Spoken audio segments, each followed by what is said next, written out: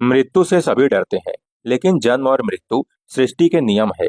यह ब्रह्मांड के संतुलन के लिए आवश्यक है। इसके बिना मनुष्य एक दूसरे पर हावी हो जाएंगे। कैसे? आइए जानते हैं।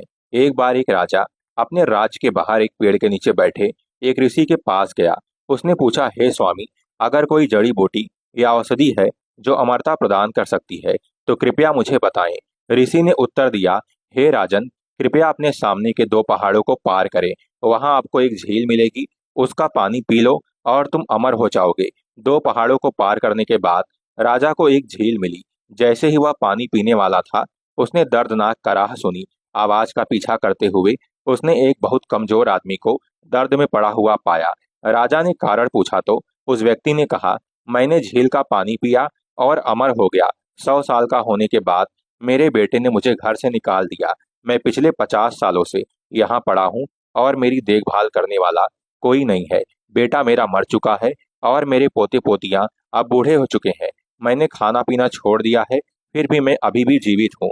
राजा ने सोचा, बुढ़ापे में अमरता का क्या फायदा?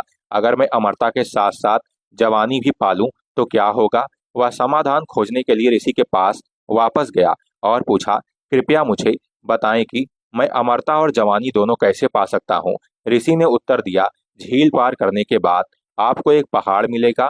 उसे पार करें और आपको पीले फलों से भरा एक पेड़ मिलेगा। उनमें से एक खाएं और आपको अमरता और जवानी दोनों प्राप्त हो जाएंगे। राजा ने एक और पहाड़ पार किया और पीले फलों से भरा एक पेड़ पाया। जैसे ही वह एक फल तोड़कर खाने वाला था, उसने जोरदार बहस और लड़ाई सुनी। उसे आश्चर्य हुआ, इतनी दूर की जगह पर कौन झगड़ा कर रहा है। उसने देखा कि चार युवक जोर जोर से बहस कर रहे हैं। राजा ने पूछा कि वे क्यों लड़ रहे हैं। उनमें से एक ने कहा, मैं 250 साल का हूँ और मेरे दाईं ओर वाला आदमी 300 साल का है। वह मुझे मेरी संपत्ति का हिस्सा नहीं दे रहा है। जब राजा ने दाईं ओर वाले आदमी से पूछा तो उसने कहा, मेरे पिता 350 साल के हैं, अभी भी जीवित हैं और उन्होंने मुझे मेरा हिस्सा नहीं दिया है। मैं अपना हिस्सा अपने बेटे को कैसे दे सकता हूँ?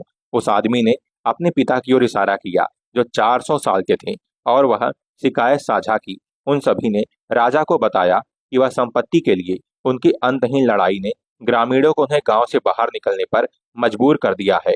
आश्चर्यचकित होकर राजा ऋषि के पास वापस लौटा और कहा, मुझे मृत्यु का महत्व सिखाने के लिए धन्यवाद। तब ऋषि ने कहा, क्योंकि मृत्यु मौजूद है इसलिए दुनिया में प्रेम है। मृत्यु से बचने की कोशिश करने के बजाय हर दिन और हर पल खुशी से जियो। स्वयं को बदलो और दुनिया बदल जाएगी। जब आप नहाते समय भगवान का जाप करते हैं तो यह पवित्र स्नान बन जाता है। जब आप खाते समय जप करते हैं तो भोजन पवित्र हो जाता है।